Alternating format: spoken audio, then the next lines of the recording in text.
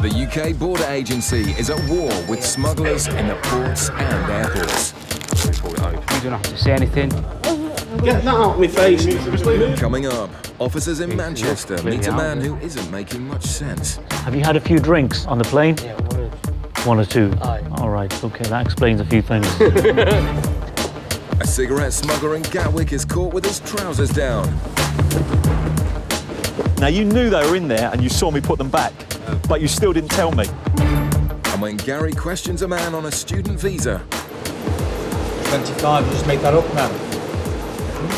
something doesn't add up.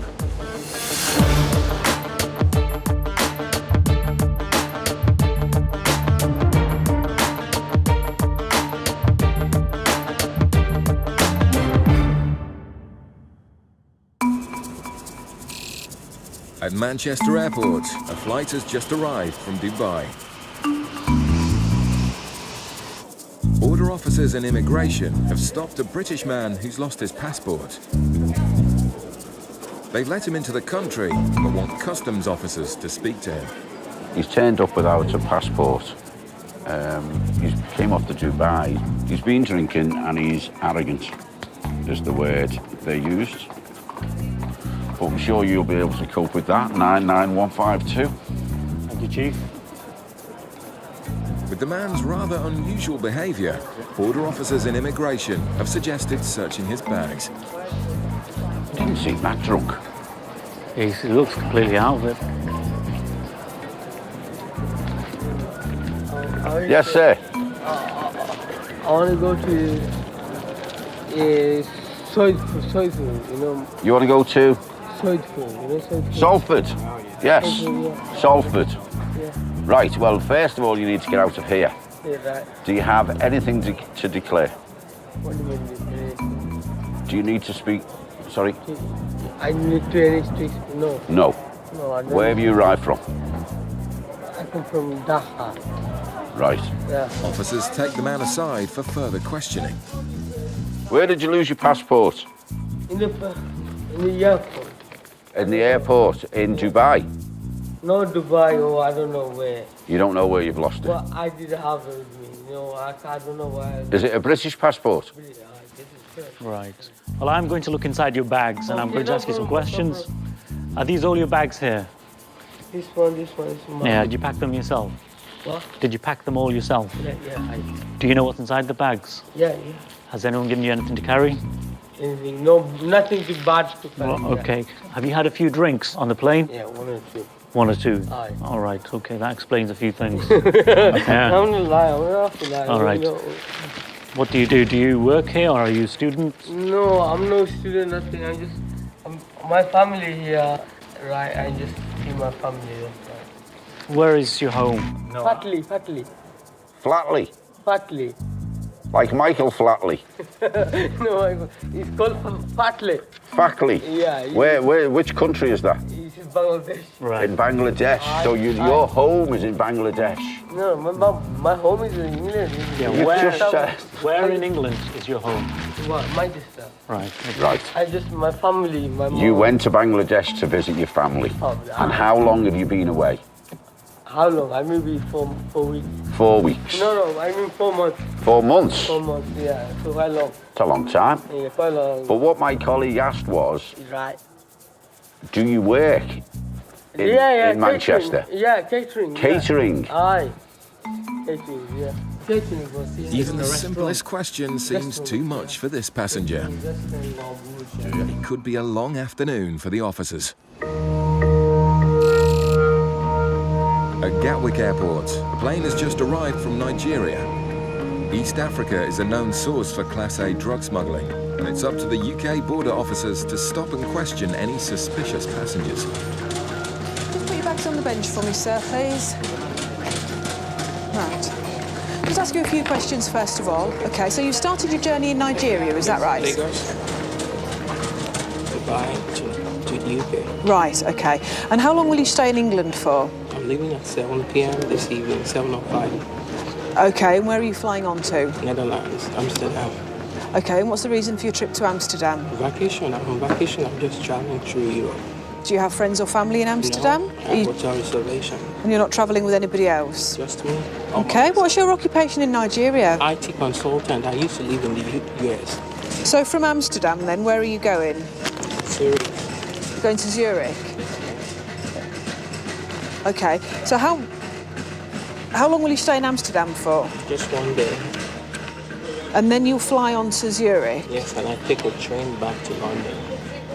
How long will you stay in Zurich for? One day. I'm just traveling through Europe, that's it. Hazel is alerted by the man's whistle-stop tour of Europe. Her suspicions are heightened when she finds a check for a substantial amount of money. So who's Alex? It's a friend of mine. And is this 16,000 American dollars? That's right. Okay, why are you writing him a check for 16,000 American dollars? Because I owe him the money, and he's in the US, and I'm just mailing it from here to him in the US. Hazel's Oh, not is that satisfied mine? by the man's explanation, so the officers swab his suitcase for drugs. There we go. I won't be 1 minute, okay, sir? Thank you. We're just going to see if there's been any contact with controlled drugs. The one that this machine tests for is cocaine or heroin. So there's a reading come up, a middle size or a medium reading for contact with both cocaine and heroin. Hazel, there was a 0.51 reading for contact with cocaine, yellow, so Right. medium size, middle size. Okay. Hazel confronts did the you hear man what my with the colleague said evidence. then? The machine we have tests for traces of drugs, and what he just told me is that there was a background trace for cocaine. I've never used cocaine before. Have you ever been near any drugs or? Never No? touched it. Okay. The man is adamant, but Hazel can't rule him out as a smuggler just yet. He's got really hardly any luggage. His trip is for 7 days. Yeah. Have we ever had swallowers that have come in off the Dubai? We have, haven't we? We have, yes. Yeah. I'm going to take this further because I'm not happy with him at all. I'll Yeah. get permission for a search, I think, and then put him through the body scan.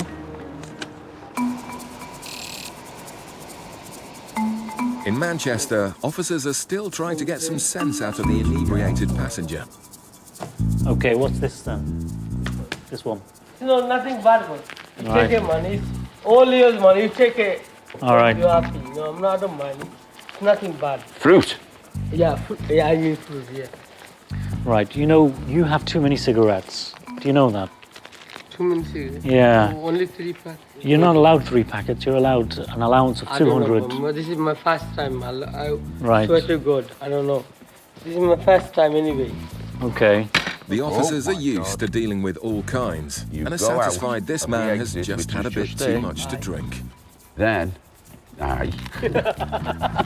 You might be thinking- I think because you've drunk too much. no, I'm I think no. See, it does make me, giving me a hard time. Right. I never been, it's never, if I'm drunk, obviously, it's something bad.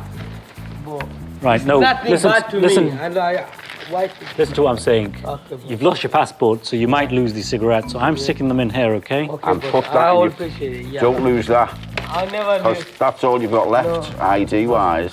Put it in your pocket. But you younger than me, but I'm younger than you. give me a good lesson, and And I I'm never younger than you. forget. No, I'm just saying. I'm younger than him. I'm just saying. I'm just saying. The man is keen to explain how and why he lost his passport. I have nice flight. I have a passport, and I can't understand why. I have a passport with me, and someone saying, "Oh, I lost my passport." This, that, and passport is gone. So that make me very bad. In the plane, they have drink. Obviously, I have a good time in the nice flying, you know. Happy that he's heeded I don't their wanna be- warning, officers send him on his way. Thanks. All right. Okay, thank you, sir. To the Right. left, to the Left, left, right. and then right. Left and then right. Okay. Oh, watch yourself. He'd had a bit to drink, but he was a nice fella, I think. He had a bit of fruit and a few ciggies too many. I just hope he finds his way home. Okay, sir. Thank you. Bye.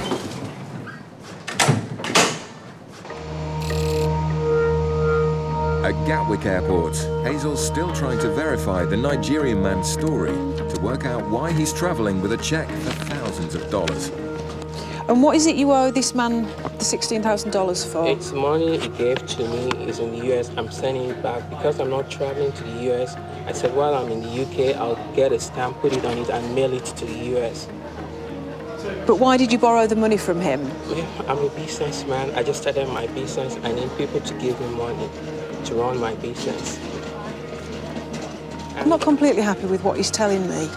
And whether all this is just a smokescreen for the fact that he's bringing drugs here and he could have booked it and then cancelled it when he gets back, I don't know. Yeah.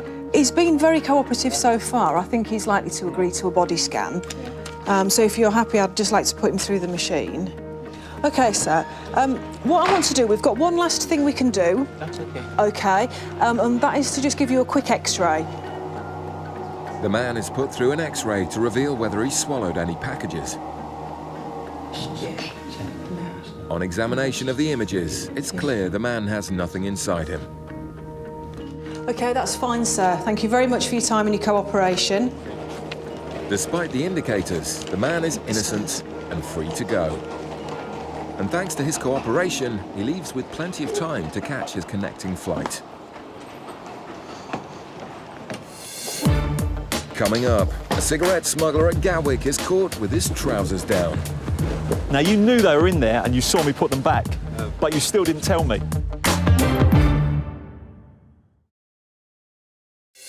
Coming up, Gary questions a man on a student visa. 25, you just make that up now. And something doesn't add up.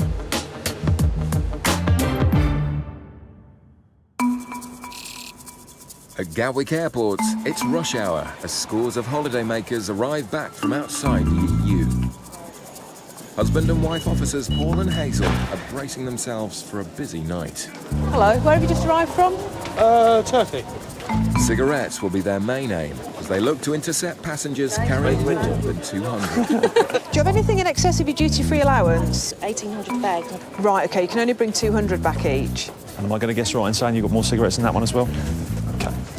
See, you could do my job, thank you. Is there another one? Thank you. OK, I don't think I need to tell you, you know you're in the wrong. If you're found to be in possession of excess revenue goods again, you could end up being prosecuted. The tobacco seizures are already mounting up. The next flight in is from Moldova, I think last and Hazel and week, Paul literally had want a to case examine full the of bags before cigarettes. the passengers pick them up. On this flight, it's been known that people bring in quite a lot of cigarettes. What's happened is there's only 27 passengers on this flight, so the bags have all been delivered, but there's no passengers in the reclaim at the moment, so the bags will be coming round again, so we'll have a second shot just to have a look at them outside. It doesn't take long for Paul and Hazel to spot some dodgy bags, and Sarah finds some sneakily hidden cigarettes. A few cigarettes. Obviously, we can see a couple of cartons here inside the suitcase, but there's also a few that I can feel under the lining here. We can just have a look in there. There's a few cigarettes under there. And also, in an effort to try and hide them, there's actually some that I can feel in the bottom of here.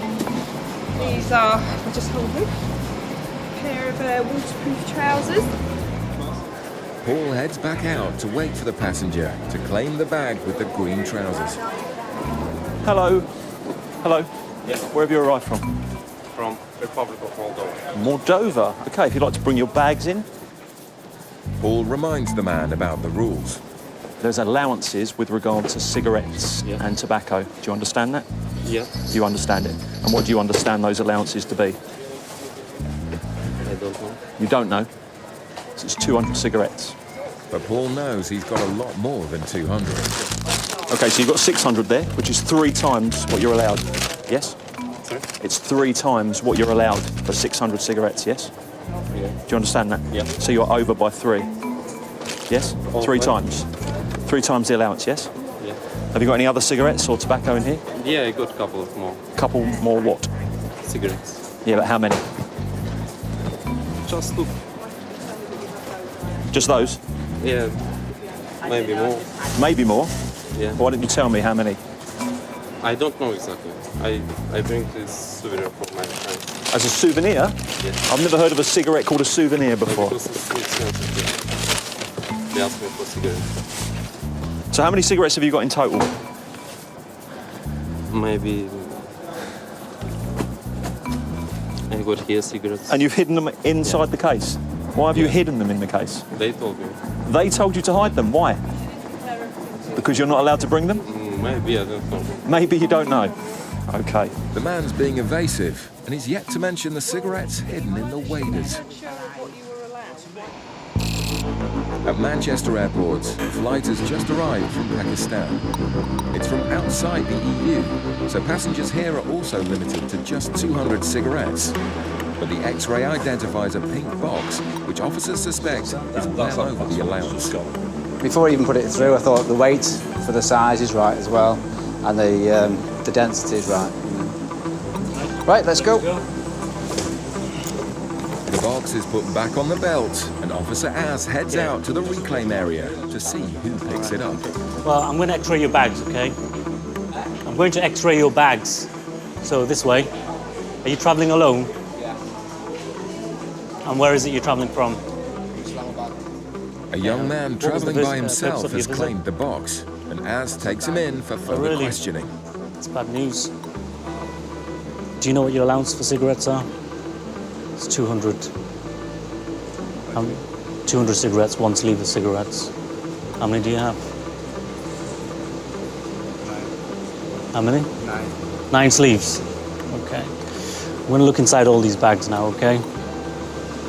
You still sticking with 9? All right, could you open this for me, please? Having seen the X-ray for himself, Az knows he's carrying a lot more than 9 sleeves. 6 of that. Oh, so there's more than 9? Why didn't you say that right from the start? The man realizes he's busted. I'm going to seize these cigarettes because you're well over your allowance. That's all you're allowed. If you bring anything like this in, you need to declare them. You need to let the customs officer know that you've got more than 200. But the 10,000 cigarettes will be seized, and he won't be selling Sorry? them illegally in the UK black They market. took money off you there. Who did? As a matter of interest, how much did you pay for these? For like, For all of them, it cost no, just for one? £2. £2. You would have sold that for about 30, Yeah, very easily. but not this time. The man leaves without his cigarettes, which will now be destroyed. Meanwhile, another passenger from Pakistan has been brought down by immigration officers. They suspect he's breached his student visa by working when he should have been studying. Apparently the university or college papers that he's given to the officers, he thinks a little bit dodgy, so the immigration officers just has to go in the bags to see if there's any other documentation that backs his story up, basically. Almost immediately, Gary finds the man's UK lorry driving licence. Unusual paperwork for a student. Have you had a licence for a large goods vehicle? Do you drive for someone? No? Well, we all like big lorries, don't we? But I don't necessarily want to pass the test. So why would you want to pass the test for? No, I understand that. But why would you want to learn to drive a big lorry in the UK unless you were working for somebody? And you've done the second? Convinced he's been working, Gary presses the man for details of his alleged university. So in this college, what's the name of the college? Oxford. And how many people go to that college? 25, just make that up now. And what's the names of the other people in the class? Roll me 5 off, starting now. Luis, Sam, 3, Nate, Go away, you're making this up. I'm going to give you 5 quicker names. If the man wants to convince Gary, his answers will have to be better than that.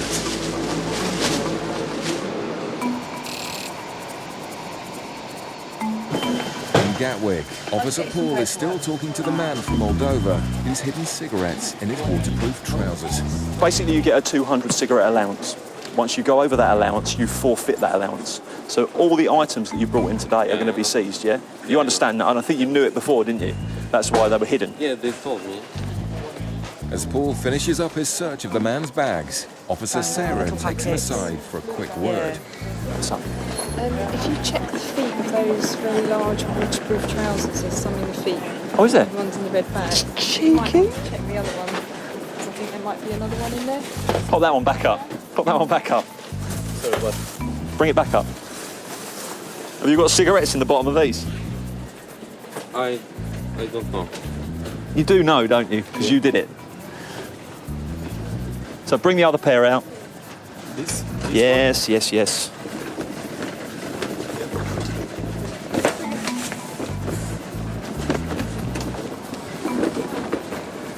Now you knew they were in there and you saw me put them back, but you still didn't tell me, did you?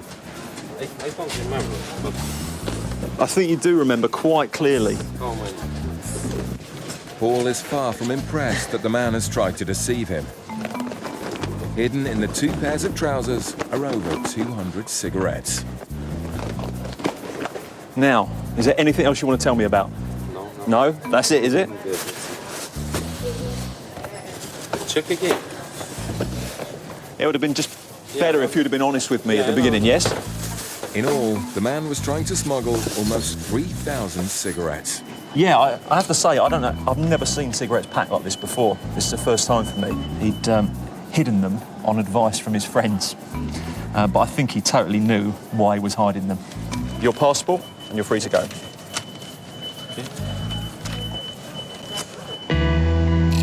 Back in Manchester, Gary's team have almost finished searching the man suspected of breaching his student visa. I mean, this just looks like a photocopy of something that's been made up. It doesn't even look convincing, does it? And it doesn't look good.